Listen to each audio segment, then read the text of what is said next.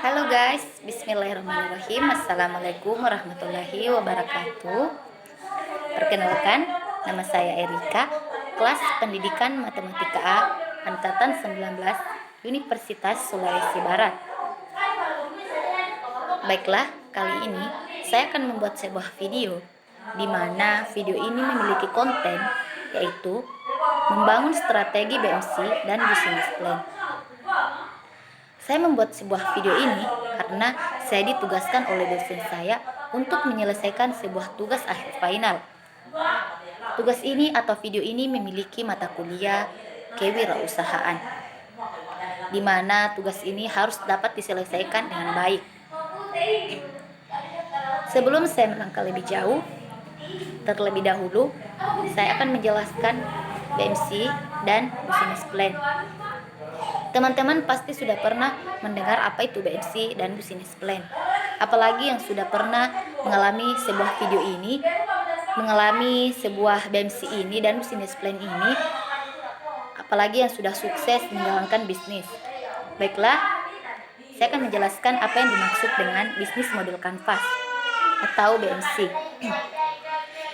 Bisnis model kanvas adalah alat representasi visual yang dapat menjelaskan secara komprehensif sebuah proses bisnis. Maksudnya yaitu dalam menjalankan sebuah bisnis harus mengalami yang namanya proses. Kemudian dengan tools BMC ini kita dapat memahami sebuah bisnis secara garis besar tanpa harus membuat dokumen bisnis panjang lebar. Itulah penjelasan dari bisnis model kanvas.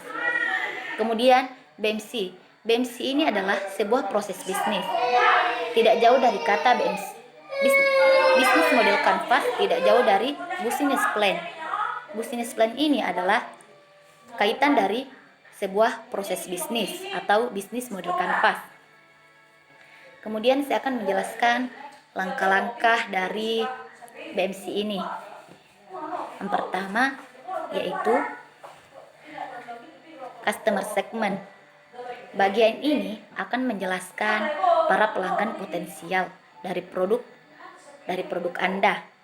Bisa juga berisi profil orang yang memiliki masalah yang akan dipecahkan oleh bisnis Anda. Kemudian value propositions. Blok ini berisi tentang nilai tambah yang akan membuat bisnis Anda terlihat menarik dan berbeda dengan bisnis yang lainnya. Biasanya juga berupa solusi atau inovasi yang Anda tawarkan dan menjadi keunggulan utama perusahaan. Itulah penjelasan dari value proposition. Kemudian selanjutnya yaitu customer relationship. Jika channel lebih banyak menjangkau orang yang belum tahu produk Anda, maka customer relationship adalah sebaliknya. Kamu harus tahu bagaimana cara bisnis Anda bisa terus keep in touch dengan para pelanggan. Itulah penjelasan atau maksud dari customer relationship. Kemudian selanjutnya revenue streams. Pada kedua blok bagian bawah atau cost dan revenue, kamu perlu menjabarkan struktur finansial dari perusahaan.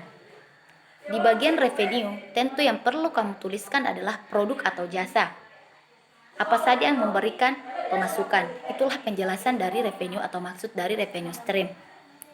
Kemudian, key activities. Blok ini adalah bagian yang menjelaskan bagaimana kamu bisa menciptakan value proposition perusahaan. Jika bisnis kamu adalah produk based, maka inovasi teknologi dalam proses pembuatan produk bisa menjadi key activities. Itulah penjelasan dari key activities. Kemudian maksud dari key resource, sumber daya utama. Key resource merupakan kolom yang menjelaskan akses strategis.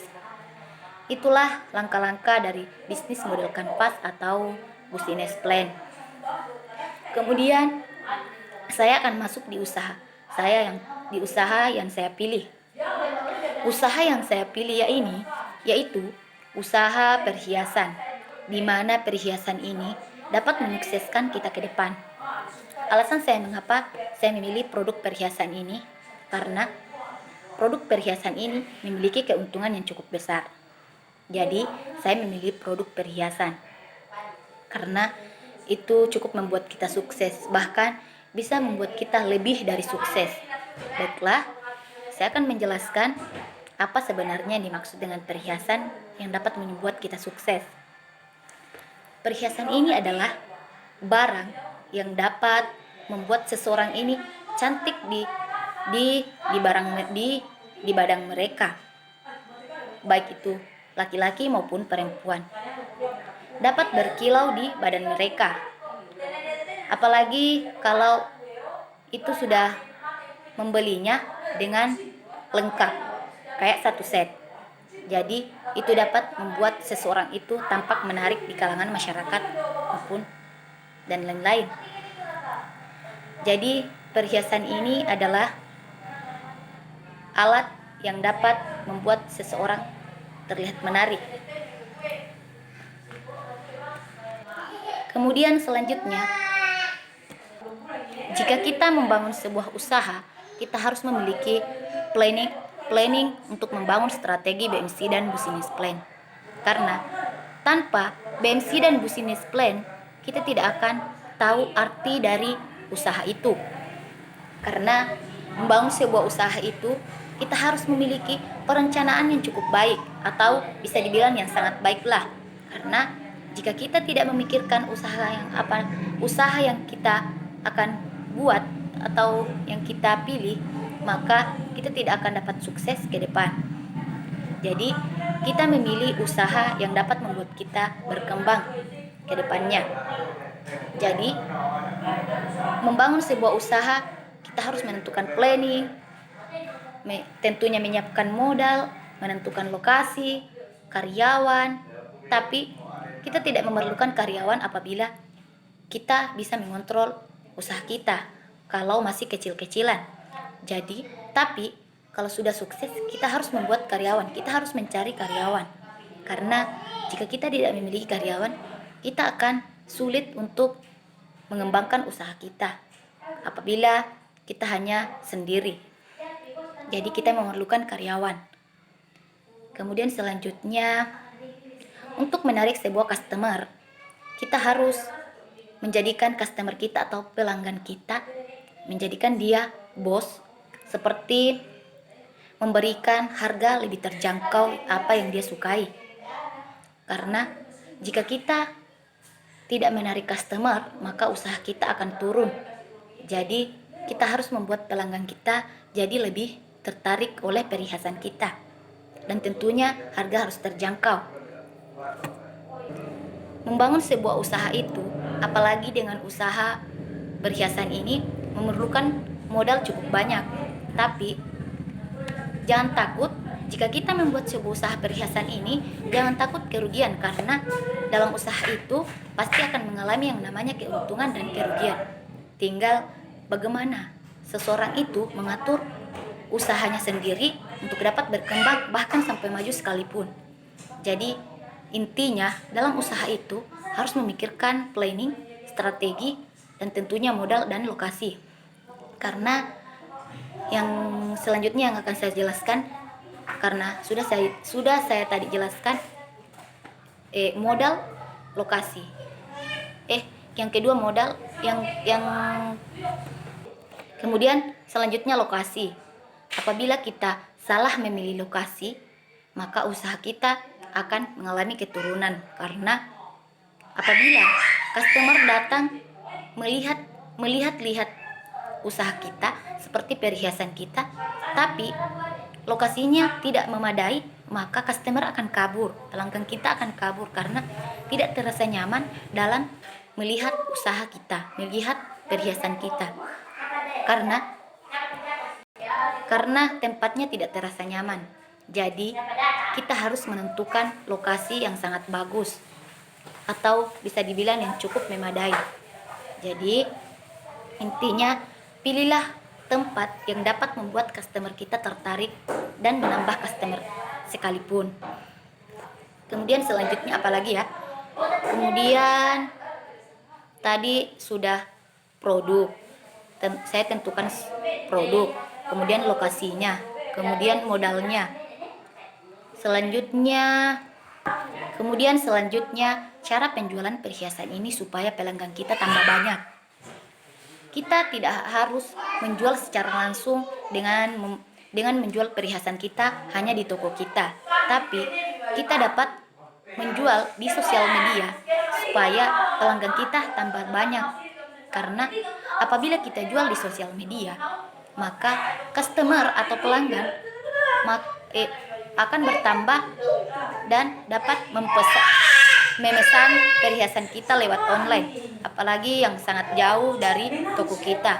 Itu akan menambah pelanggan kita apabila kita menjualnya di lewat online. Jadi itu akan menambah customer pelanggan kita.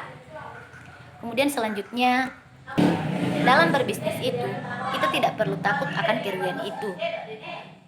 Dalam berbisnis kita wajar takut untuk mengalami kerugian, tapi menurut saya kita tidak perlu takut, karena dalam berbisnis itu sudah sewajarnya kita mengalami kerugian, apalagi dengan perhiasan ini. Makanya lagi-lagi saya katakan, dalam berbisnis kita harus memikirkan planning apa yang harus kita bangun ke depannya, perencanaan apa yang dapat kita bangun untuk menyukseskan kita sendiri, bahkan dapat menyukseskan orang lain pula, karena kita membutuhkan karyawan.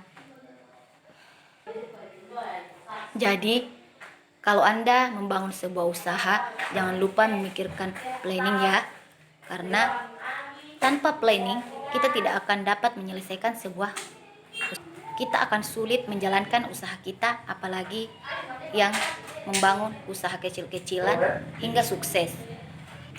Jadi janganlah salah memilih usaha. Kita harus memilih usaha yang dapat kita ketahui, apalagi kalau kita udah lulus, terus jurusan kita lanjutkan dengan jurusan kita dengan usaha yang kita ketahui dari jurusan kita. Itu akan membuat kita dapat berjalan dengan lancar dalam menjalankan sebuah usaha. Tapi tidak harus juga dari jurusan kita berpatokan. Makanya ada dibilang makanya ada namanya berpikir apa yang diharapkan untuk membangun sebuah usaha ini. Jadi kesimpulan dari penjelasan usaha perhiasan saya memilih usaha perhiasan karena saya tidak berpatokan di modalnya. Karena jika membangun sebuah usaha, kita bisa membuat sebuah usaha mulai dari kecil-kecilan hingga besar. Makanya tidak harus terlalu menghabiskan biaya.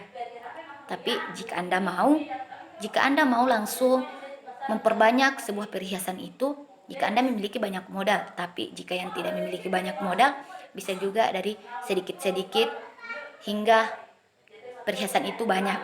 Jadi kesimpulannya, dalam membangun sebuah usaha, kita harus memiliki planning, strategi, modal, lokasi, dan tentunya harus berdoa. Itulah menurut pribadi saya. Karena dalam berbisnis itu pasti akan mengalami yang namanya keuntungan dan kekurangan dan kerugian. Apabila kita untung, alhamdulillah, berarti usaha perhiasan kita sukses. Berarti usaha kita sendiri sukses. Tapi jika kita rugi, itu tidak apa-apa juga, karena itu akan tetap, jangan sampai kita langsung berpikir, saya tidak mau mengambil usaha perhiasan karena kita rugi. Kita tidak boleh berpikir begitu, karena insya Allah usaha tidak akan pernah mengkhianati hasil. Jadi tetaplah berusaha dalam membangun sebuah usaha, karena jika kita berusaha maka kita akan sukses dalam berbisnis. Jadi jika kalian berbisnis, tetaplah berusaha, semangat, dan jangan lupa berdoa dan siapkan modal.